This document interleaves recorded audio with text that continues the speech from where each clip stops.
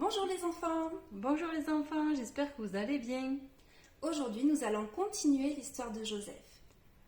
On va commencer avec un petit chant.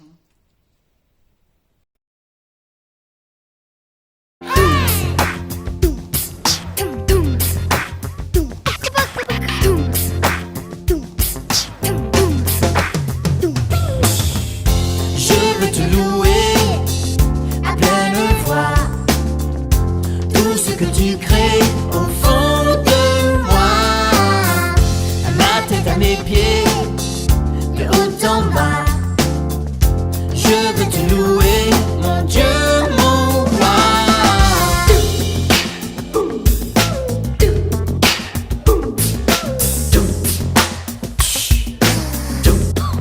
Louez avec moi.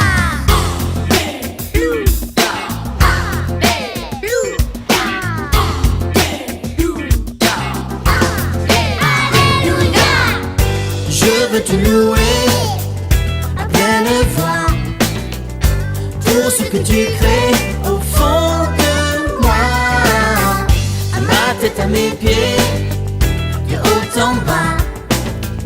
Je veux te louer, mon Dieu, mon roi. Je veux te louer à pleine voix, pour ce que tu crées au fond de moi, ma tête, à mes pieds, de haut en bas. Je veux te louer, mon Dieu, mon roi. Je veux te louer à pleine voix, pour ce que tu crées au fond de moi, à ma tête, à mes pieds, de haut en bas. Je veux te louer, mon Dieu, mon roi.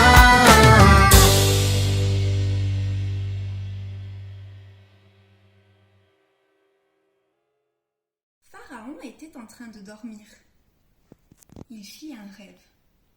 Il y avait là 7 belles vaches bien grasses qui étaient en train de paître. Et d'un coup sortirent du fleuve 7 vaches très maigres. Et elles vinrent manger les 7 belles vaches. Pharaon se réveilla, puis il se rendormit. Et là, il rêva de 7 beaux épis de blé qui poussaient et qui se sont fait manger par 7 épis de blé tout maigres. Inquiet, Pharaon se réveilla et il fit convoquer des magiciens et des sages pour interpréter son rêve. Ouh là là, j'ai fait 2 rêves étranges. Magicien, il faut que vous me donnez la signification. Pharaon, tu nous as expliqué tes rêves, mais vraiment, on n'a pas d'explication très bonne à te donner. Vraiment désolé.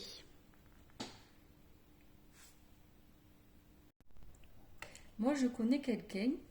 Quand j'étais en prison, il a su interpréter mon rêve. Ah, va vite le chercher, et chanson. Joseph, Pharaon a besoin de toi au palais. Il paraît, Joseph, que tu sais interpréter les rêves. Non, ce n'est pas moi, mais c'est Dieu qui va te donner la signification. D'accord. Alors je vais te raconter, j'ai fait 2 rêves. Le premier, il y avait 7 belles vaches bien grasses qui étaient en train de manger. Suivi de 7 vaches très maigres qui sortirent du fleuve et vinrent manger les 7 belles vaches. Et puis je fis donc le deuxième rêve avec 7 beaux épis de blé qui poussaient et qui se sont fait manger par 7 épis de blé tout maigres. Ce ne sont pas 2 rêves, c'est un rêve. En fait, ça explique qu'il va avoir 7 années d'abondance et 7 années de famine en Égypte. Pharaon, il faut choisir un responsable qui mettra un 5e des récoltes de côté durant les 7 années d'abondance. Toutes ces provisions serviront pour les 7 années de famine. Oh, je trouve cette explication très juste. Trouverions-nous un homme aussi compétent que celui en qui habite l'Esprit de Dieu? Puisque Dieu t'a fait connaître toutes ces choses, il n'y a personne qui soit aussi avisé et aussi sage que toi. Tu seras donc à la tête de mon royaume, et il se pliera à tes ordres. Moi-même, je ne serai au-dessus de toi que par le trône. Ainsi, je te mets à la tête de toute l'Égypte.